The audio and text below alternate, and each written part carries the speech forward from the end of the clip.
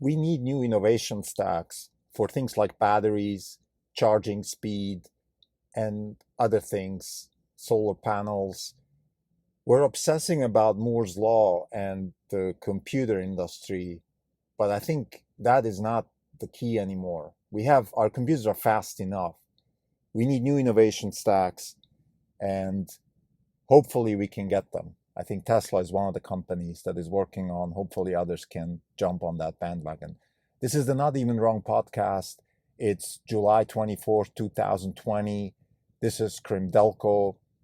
We are down 19% since the last update. For the year now, we're up 112%. The market is down 1%. We had a rough week. We lost about 20% this week, mainly driven by Tesla. And this is not a problem. Tesla is doing very well. Their earnings call was very successful. The numbers are the numbers. Some of it is maybe a little bit manufactured, like the ZEV credits. Nevertheless, the company is on very good footing and we're very excited. And I think the main thing we learned from Tesla in this earnings call is actually that the company is working on a continuous innovation stack. And it's really three things. Number one, batteries. Number two, AI. And number three, the manufacturing itself. Those are the big, big advances that the company is working on. And I want to talk a little bit about Moore's Law and the innovation stack that I think is very important for the future of our portfolio, for the future of society. Let me regress a little bit. So this week also Intel reported numbers and their numbers were very good, but Intel has problems with the next generation of technology. And this is directly a function of the slowing down of Moore's Law.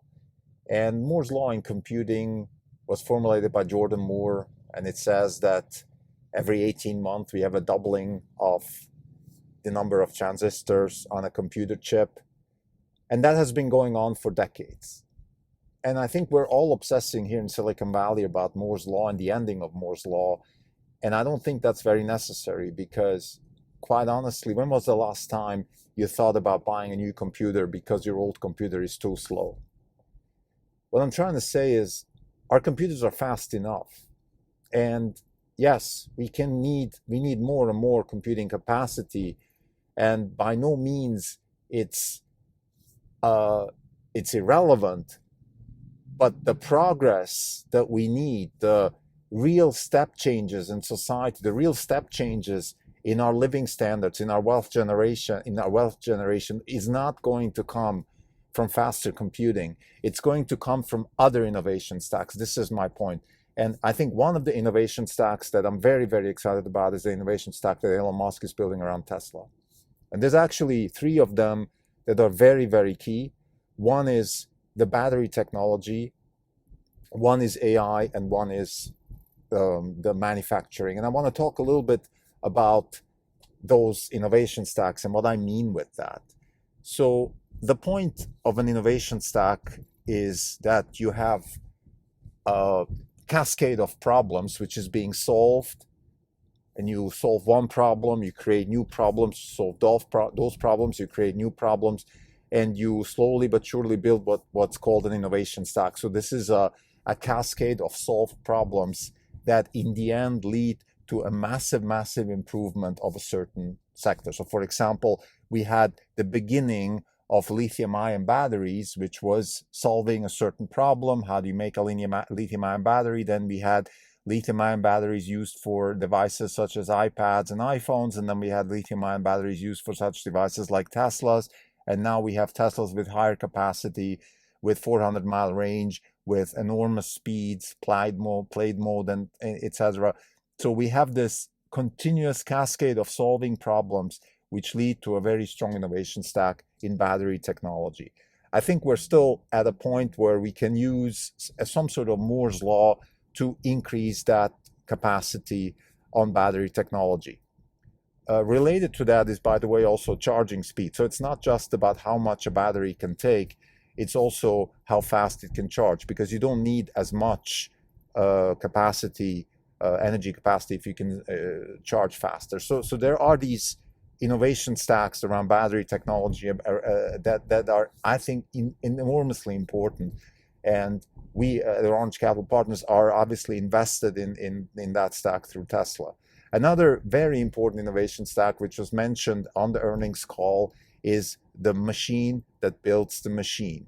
What Elon Musk and his Tesla team, particularly Drew Balino, what they mean with that is that you have so much innovation that can be built around the manufacturing process itself. So for example, one thing that Drew mentioned was vertical integration.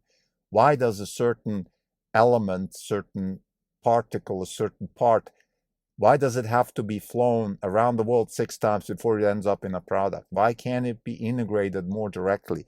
Why can't production be more streamlined and more efficient?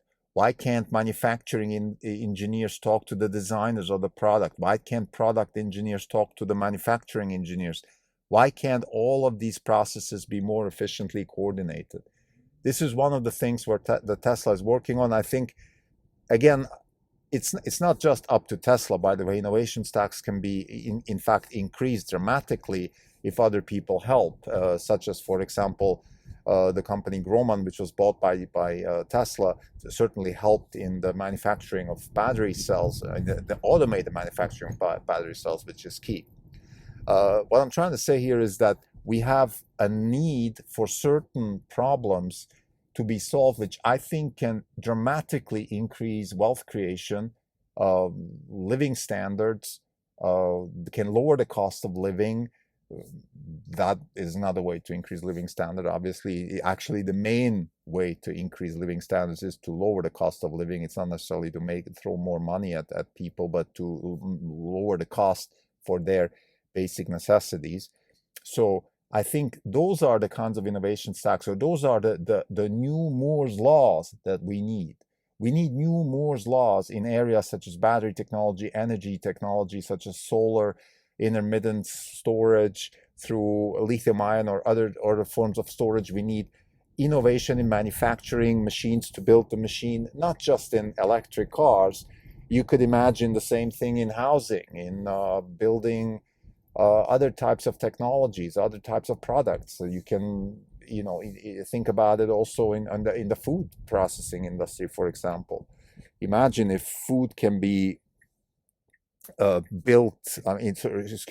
if food can be produced cheaper, better, if we could have more access to healthy organic food, how much that would increase health of all nations. So I think this obsession with Moore's law is, in my view, it's overdone. We're not that desperate anymore for faster computing. It's fine. We're done with that. We need other Moore's laws. We need other innovation stacks in areas that are, in my view, much, much more beneficial to society. Not because computing is not important. It's just because our advances there are so dramatic that the incremental improvement is not as key anymore. Thank you.